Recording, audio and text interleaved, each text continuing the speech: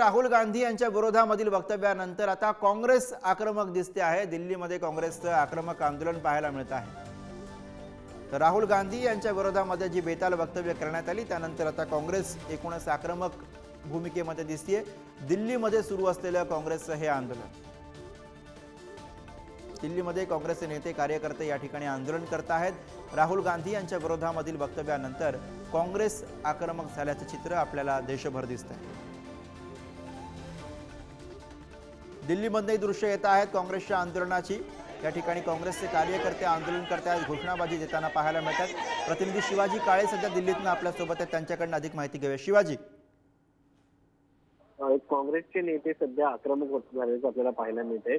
अमेरिकेमध्ये राहुल गांधी यांनी केलेल्या वक्तव्याच्या संदर्भात भाजप नेत्यांकडनं जी वादग्रस्त वक्तव्ये समोर आली ती त्याविरोधात आता काँग्रेस आक्रमक झाल्याचं आपल्याला पाहायला मिळते। सगळ्यात महत्त्वाचं म्हणजे राहुल गांधी यांना दहशतवादी म्हणण्यापर्यंत मजल नवनीत सिंग बिट्टू यांची गेली होती। त्याचबरोबर महाराष्ट्रामध्ये देखील आपण पाहिलं असेल संजय गायकवाड हे शिवसेना पक्षाचे आमदार आहेत, त्यांनी देखील असंच पद्धतीचं वक्तव्य केलं होतं।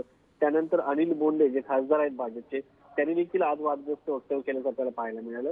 या सगळ्या वक्तव्याच्या विरोधात काँग्रेसने एक तक्रार देखील दाखल केलेली आहे आणि या तक्रारीच्या संदर्भात अद्यापर्यंत कुठली ऍक्शन झालेली नाही। मात्र सगळ्यात महत्वाचं म्हणजे या सगळ्या याच्यामध्ये ज्या पद्धतीने बिट्टू यांनी वक्तव्य केलं होतं, त्यांनी असं म्हटलं होतं की सावध राहा नाही तर तुमच्या आजीसारखे म्हणजे दादीसारखे तुमचे हाल केले जातील, असं एक वक्तव्य आलं होतं काँग्रेसच्या भाजपच्या नेत्यांकडनं।